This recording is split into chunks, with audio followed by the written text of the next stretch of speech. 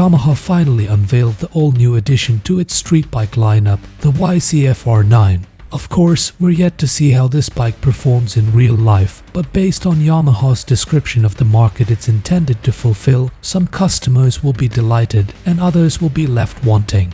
According to Yamaha, the new 2025 YZF-R9 was conceived to redefine the supersport class by combining track-capable performance with street bike accessibility through a broad, smooth power delivery, light handling, street-friendly ergonomics, and a complete package of advanced rider aids. So if you were hoping for a razor-sharp replacement for the R6, which was discontinued in 2020, you'll need to look toward one of the few supersport bikes still in production from Honda and Kawasaki. Yamaha states that the R9 is a continued evolution of supersport segment and is intended to provide accessible performance on the street and track. Yamaha hasn't just gone and put fairings on the MT-09.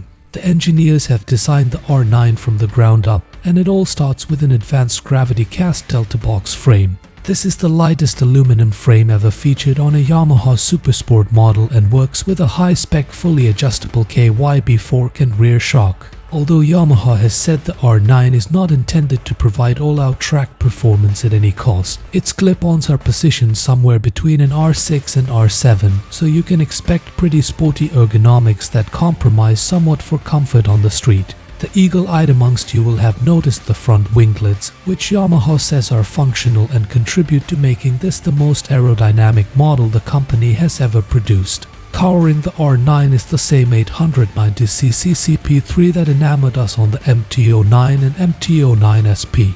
But it'll work with a unique ECU, which is intended to provide thrilling supersport power with a more broad, torquey engine character. The R9 will also feature a smaller rear sprocket and a larger radiator. It's fair to imagine the CP3 in the R9 will be tuned to produce a more exhilarating top-end rush than that on the MT-09 and have a higher top speed, thanks to the smaller rear sprocket. Thankfully, Yamaha has chosen to fit the R9 with a Brembo radial master cylinder and 320mm Brembo Stylema calipers. Considering how well the 298mm Brembos on the MT-09 SP work, the R9 should stop as well as you'd hope from a supersport bike.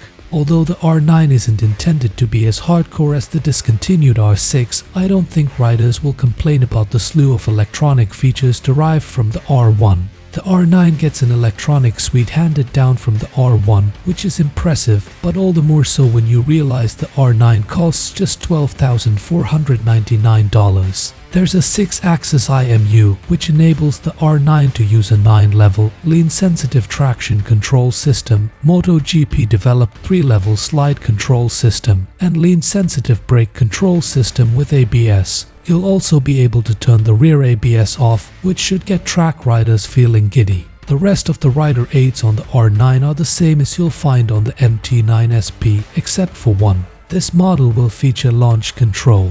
The rider aids, including Yamaha's 3rd generation up and down quickshifter, are all tried, tested, and generally loved. But the electronics on the R9 venture far beyond rider aids. As we've seen with recent models, rider connectivity will be at the forefront of the R9. Yamaha's newest model will feature the brand's latest 5" TFT dash, which can connect to your smartphone. The smartphone connectivity might be overkill for those who are more interested in taking the R9 to the track.